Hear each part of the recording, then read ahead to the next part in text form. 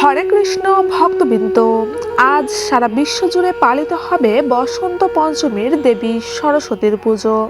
তাই বাগদেবীর আরাধনার দিন বাড়িতে মেনে চলুন বিশেষ এই রীতিনীতি।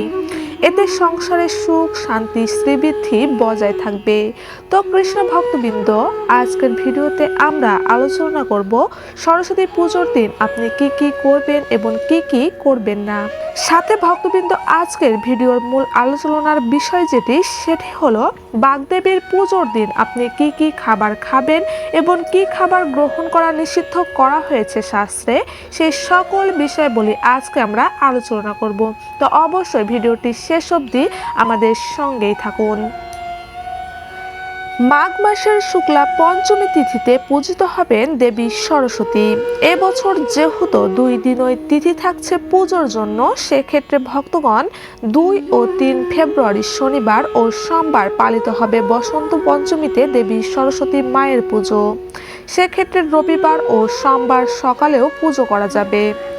2025 সালের পঞ্চমী তিথি শুরু হবে 2 ফেব্রুয়ারির রবিবার দুপুর 12টা 34 মিনিটে এবং 3 ফেব্রুয়ারির সোমবার সকাল 9টা 59 মিনিটে পঞ্চমী তিথির সমাপ্তি হবে। দেবী সরস্বতী পরমেশ্বর ভগবান শ্রীকৃষ্ণের প্রেয়সী, তার শক্তি এবং তার ভক্তরূপে পরমা বৈষ্ণবী। আমরা দেখি মাতা সরস্বতীর হাতে বীণা যন্ত্র রয়েছে। এই বীণা বাজিয়ে তিনি কোনো জড়জাগতিক গান করছেন না, তিনি নিত্য শ্রী হরিনাম সংকীর্তনে রত আছেন। অর্থাৎ কৃষ্ণ ভক্তি ছাড়া সকল বিদ্যাই প্রকৃতপক্ষে অবিদ্যা। তাই বিদ্যা রূপণী সরস্বতী তার শুদ্ধ স্বরূপে মায়াবদ্ধ জীবকে ভগভক্তির জ্ঞান দিয়ে তাদের অবিদ্যা নাশ করেন। তো শুদ্ধ কৃষ্ণ ভক্তবৃন্দগণ, শাস্ত্রমতে বসন্ত পঞ্চমীতে দেবী সরস্বতী পুজো করার সময় আমাদের কিছু বিশেষ কথা অবশ্যই মনে রাখা উচিত। এই দিনে মানুষ দেবী সরস্বতীর পুজো করে এবং জ্ঞান ও প্রজ্ঞা অর্জনের জন্য প্রার্থনা করে থাকেন। কিন্তু ভক্তবৃন্দ, এমন কিছু কাজ ও খাবার আছে যা ভুল করেও সরস্বতী পুজোর দিন খাওয়া বা করা উচিত নয়। অন্যথায় মা সরস্বতী রেগে যেতে পারেন আপনার উপর এবং আপনার ক্ষতি হতে পারে। তাহলে চলুন ভক্তবৃন্দ, সবার প্রথমে আগে তা জেনে নেওয়া যাক এবং কি কি কাজ বসন্ত পঞ্চমীর দিন একদমই করা উচিত নয়। তো ভক্তবৃন্দগণ, সবার প্রথমে বলবো, সরস্বতী পুজোর দিন কোনোভাবেই ফসল কাটা উচিত নয় বা বাড়িতে ছোট বড় যে কোনো গাছ কাটা উচিত নয়। এই সময় গাছেরাও উৎসবের আনন্দে মেতে ওঠে। তাই ভক্তগণ, গাছ কাটা নয়, বরং এই দিন গাছ লাগালে সরস্বতী দেবী খুবই খুশি হন। এছাড়া সরস্বতী পুজোর দিন হাত কিংবা পায়ের নখ ভুলেও কাটবেন না। চুল কাটার ক্ষেত্রেও একই কথা প্রযোজ্য। যদি খুব প্রয়োজন হয় তাহলে আগের দিন কিংবা পরের দিন কেটে নিন, তবে পুজোর দিন এমন কাজ থেকে অবশ্যই বিরত থাকুন। এছাড়াও সেলাইয়ের মতো কাজ অবশ্যই এই দিন বন্ধ রাখুন। এই দিন কোনোভাবেই কাউকে কুকথা একদমই বলবেন না, কারণ যেহেতু পুজোর সময় দেবী সরস্বতী আমাদের জিহ্বায় অবস্থান করেন, তাই কারো উদ্দেশ্যে কটু কথা বলা একদমই বলতে নেই। এমনটা করলে দুঃখ কষ্ট আমাদের পিছু কখনোই ছাড়বে না। এছাড়াও পুজোর সময় যে প্রদীপ জ্বালানো হয় তা যেন কোনোভাবেই পুজো চলাকালীন নিভে না যায়, তা অবশ্যই বিশেষভাবে খেয়াল রাখতে হবে, কারণ পুজো চলাকালীন প্রদীপ নিভে যাওয়া অমঙ্গলের সূচক। আর অবশ্যই ভক্তবৃন্দ, পুজোর দিন পরিবারের সকল সদস্যরা বাটা হলুদ গায়ে মুখে মেখে স্নান করে বাগদেবীর পুজোয় অংশ নেবেন। তো কৃষ্ণ ভক্তবৃন্দগণ, এবার আমরা জেনে নেব বিশেষ যে ফল বা সবজি সরস্বতী পুজোর দিন ভুলেও খেতে নেই।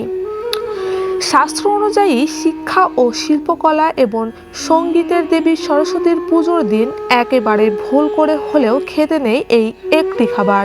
না হলে বিদ্যা দেবী আমাদের উপর রুষ্ট হবে এবং জীবনে নানা সমস্যার সম্মুখীন হতে হবে। তো ভক্তবৃন্দ, সরস্বতী পুজোর দিন বেশ কিছু খাবার খাওয়া নিষিদ্ধ। তার মধ্যে প্রথমে যে খাবারটি সরস্বতী পুজোর দিন নিষিদ্ধ করা হয়েছে তার নাম হলো বেল। ভক্তবৃন্দ, এই ফলকে তার পুষ্টিগুণের জন্য শ্রীফলও বলা হয়। তবে সরস্বতী পুজোর দিন বেল ভুলেও খাবেন না। সাধারণত সরস্বতী পুজোর সময় পাকা বেল বাজারে পাওয়া যায় না, কিন্তু কোনোভাবে কাঁচা বেল বা বেলের মোড়ব্বাও খাবেন না এই দিন। এবার দ্বিতীয় যে খাবারটি নিষিদ্ধ করা হয়েছে তার নাম হলো মূলো। জ্যোতিষ ও শাস্ত্রমতে মাঘ মাসে মূলো খাওয়া নিষিদ্ধ। আর এবছর যেহেতু সরস্বতী পুজো মাঘ মাসে পালিত হবে, তাই এই পুজোর তিথিতে মূলো খাবেন না কোনোভাবেই। এছাড়াও নিম পাতাও খাওয়া যাবে না এই পুজোর দিন। নিম পাতা ভাজা বা বেগুন ভাজা, এছাড়াও নিম পাতার দেওয়া শুক্তো খাবার বসন্ত পঞ্চমীতে একেবারেই খাবেন না। আমিষ ও তামসিক খাবার বা যে কোনো নেশার জিনিস থেকে সরস্বতী পুজোর দিন দূরে থাকুন এবং সম্পূর্ণভাবে সাত্ত্বিক আহার গ্রহণ করুন। মাছ, মাংস, পেঁয়াজ, রসুন, ডিম খাবারের তালিকা থেকে সম্পূর্ণভাবে বাদ দিয়ে দিন সরস্বতী পুজোয়। সম্পূর্ণভাবে শুদ্ধ নিরামিষ খাবার গ্রহণ করুন এই দিন। এছাড়া ভক্তবৃন্দ, সর্বশেষ যেটি বলবো সেটি হচ্ছে পোড়া খাবার। হ্যাঁ ভক্তবৃন্দ, সরস্বতী পূজার দিন আপনারা কোনোভাবে পোড়া খাবার গ্রহণ করবেন না। সাধারণত চুলার আঁচে পুড়িয়ে যেসব খাবার খাওয়া হয় তাদেরকেই বলা হয় পোড়া খাবার। যেমন আলু বা বেগুন পুড়িয়ে যে খাবারগুলো আমরা খেয়ে থাকি, এই সব খাবার সরস্বতী পুজোর দিন একেবারেই খাবেন না। তো ভক্তবৃন্দ, এবার আমরা শ্রবণ করে নেব দেবী সরস্বতীর আবির্ভাবের মাহাত্ম্য কথাটি। দেবী সরস্বতী সৃষ্টির আদিতে চিন্ময় জগতে পরম পুরুষ ভগবান শ্রীকৃষ্ণের জিহ্বা থেকে আবির্ভূত হয়েছেন। ব্রহ্মবৈবর্ত পুরাণে এ সম্পর্কে বলা হয়েছে, যখন ব্রহ্মা ভগবান বিষ্ণুর নাভি কমল থেকে সৃষ্টি হলেন, তখন তিনি তার চারপাশে গাঢ় অন্ধকার ছাড়া আর কিছুই দেখতে পেলেন না, এবং তখন বৈকুণ্ঠবাসিনী দিব্যা সরস্বতী তাকে দৈববাণী করেন তপস্যা করার এবং তাকে পরম পবিত্র কৃষ্ণমন্ত্র দান করেন। এজন্য পদ্মপুরাণে সরস্বতী ক্রোশে বলা হয়েছে, শ্যামে বসুত জিহ্বায়ত বিনা পুস্তক ধারিণী মুরারি ভল্লভা দেবী সর্বশুক্লা সরস্বতী। এখানে মুরারি ভল্লভা শব্দটাকে ভগবত প্রিয়া রূপে বর্ণনা করা হয়েছে। মুরারি ভগবান শ্রীহরির অপর নাম, তবে পরবর্তীকালে লীলা বিস্তারের জন্য বা উদ্দেশ্যে জড়জগতে ভগবানের গুণবতায় ব্রহ্মার পত্নী তথা সৃষ্টিকারিণী জ্ঞান শক্তিরূপে আবির্ভূত হন। এক সময় শ্রী ব্রহ্মা সৃষ্টি কার্যের জন্য প্রস্তুত হচ্ছেন, শান্তভাবে ধ্যানস্থ আছেন। কি করবেন, কি করা উচিত চিন্তা করছেন, এমন সময় তার শরীর থেকে এক সুন্দরী দেবী মূর্তি প্রকাশিত হলো।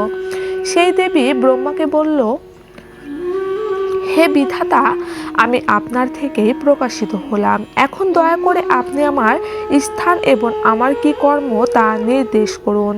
ব্রহ্মা বললেন, তোমার নাম সরস্বতী। তুমি এখন থেকে অবস্থান করবে সকলের জিহ্বাতে এবং বিশেষভাবে বিদ্যমান সুশিক্ষিত ব্যক্তিদের জিহ্বাতে তুমি নৃত্য করবে। সাথে পৃথিবীতে তুমি একটি নদী রূপে প্রকাশিত হও। দেবী সরস্বতী তখন প্রশ্ন করলেন, হে বিধাতা, আপনি বললেন আমি সবার জিহ্বাতে অবস্থান করব, আবার বললেন বিদ্যমান ব্যক্তিদের জিহ্বাতে নৃত্য করব, আবার বললেন নদী রূপে থাকব। এর ব্যাখ্যা কি প্রভু? তখন ব্রহ্মা বললেন, হে সরস্বতী, তুমি যখন লোকের জিহ্বাতে অবস্থান করবে তখন লোকের জিহ্বা থেকে বাকশক্তি হবে, তাই তোমার নাম বাগদেবী। তুমি আমার মুখ থেকেই প্রকাশিত, তুমি পবিত্রবতী। জগৎ সংসারে বহু অপবিত্র মানসিকতা সম্পন্ন জীব থাকবে এবং এই সব অপবিত্র মানুষের জিহ্বায় কদর্য বাক্য নির্গত হবে। সেসব জিহ্বায় তুমি সুখী হতে পারবে না। সেজন্য সুশিক্ষিত ব্যক্তির জিহ্বাতে তুমি অবস্থান করে সুখী হতে পারবে। হে সরস্বতী, তুমি সাক্ষাৎ বুদ্ধি স্বরূপিণী। তুমি বলো, কোথায় তুমি আনন্দ লাভ করবে? সরস্বতী বললেন, যে সমস্ত ব্যক্তি পরম সুন্দর পরমেশ্বর ভগবানের আরাধনা করেন, যাদের জিহ্বায় সর্বদা পরম প্রভুর নাম কীর্তন হবে, আমি তাদের পবিত্র জিহ্বায় অধিষ্ঠান করব। যে সমস্ত ব্যক্তি ভগভক্তিমুখ মানসিকতা নিয়ে থাকবে, তাদের জিহ্বায় আমি নিছক ছায়ারূপে বিরাজ করব। আর আমি হিমালয়ে নদীরূপে প্রবাহিত হলে ভগবানের শুদ্ধ ভক্ত আমার তটে বসে ভগবত কথা কীর্তন করবে, লিপিবদ্ধ করবে। আর আমার তটে ভগবানের নাম কীর্তন হলে আমি আনন্দিত হব, আমিও স্বয়ং শ্রীকৃষ্ণের নাম গান করে আনন্দিত থাকব। একদা এক গোকুলে বিষ্ণুভানু নামে এক মহান রাজা বাস করতেন। পরমেশ্বর শ্রীহরির প্রতি সাধনের উদ্দেশ্যে বিষ্ণুভানু রাজা রাজস্বীয় প্রভৃতি শত শত যজ্ঞ অনুষ্ঠান করেছিলেন। অবশেষে যথাবিধানে তিনি প্রজীয় বাসিন্দা বিষ্ণুভক্ত বিন্দুগোপের কনিষ্ঠ কন্যা গুণবতী কৃত্তিদার প্রাণে গ্রহণ করেন। বহুদিন অতিবাহিত হলো, তাদের কোনো সন্তান জন্মালো না। সন্তান লাভের নিমিত্তে বহু রকমের যজ্ঞ, দান, পূজা অর্চনা, তীর্থ সেবা প্রভৃতি করেও ফল হলো না। বিষ্ণুভানু নিজেকে অত্যন্ত পাপী বলে দুঃখ ভরাক্রান্ত মনে মূর্ছিত হয়ে পড়লেন। সাধ্বী পত্নী কৃত্তিদা তাকে সুস্থ করে বললেন, চলো যাই, আমরা দেবীর কাত্যায়নীর আরাধনা করি। তখন তারা দুজনেই কাত্যায়নী দেবীর আরাধনা করতে আরম্ভ করলেন। সহসা একদিন বিদ্যা বুদ্ধিদাত্রী সরস্বতী দেবী আকাশমার্গে আবির্ভূত হয়ে বলতে লাগলেন, হে বৎস, হরিনাম বিনা কারো কর্ণশুদ্ধি হয় না। সেজন্য হে বিষ্ণুভানু, শ্রেয়ঙ্কর কোনো বিষয় যদি পেতে চাও তবে যথাবিধি হরিনাম গ্রহণ করো। হে বিষ্ণুভানু, তুমি যাও মহামুনি ত্রতুর আশ্রমে গিয়ে তার কাছে হরিনাম গ্রহণ করো। এভাবে বিষ্ণুভানু মা সরস্বতীর কৃপা লাভ করে শ্রী বিষ্ণুদেবের আশীর্বাদে সন্তান লাভে সমর্থ হলেন। হরে কৃষ্ণ কৃষ্ণ কৃষ্ণ হরে হরে, হরে রাম রাম রাম হরে হরে। তো কৃষ্ণ ভক্তবৃন্দগণ, অবশ্যই সরস্বতী পুজোর উপবাস ও ব্রত আপনারা অবশ্যই পালন করবেন এবং যেসব খাবার নিষিদ্ধ করা হয়েছে সেগুলো অবশ্যই মেনে চলবেন। সকলে ভালো থাকবেন, সুস্থ থাকবেন। জয় শ্রীকৃষ্ণ, জয় রাধা মাধব, জয় গোবিন্দ।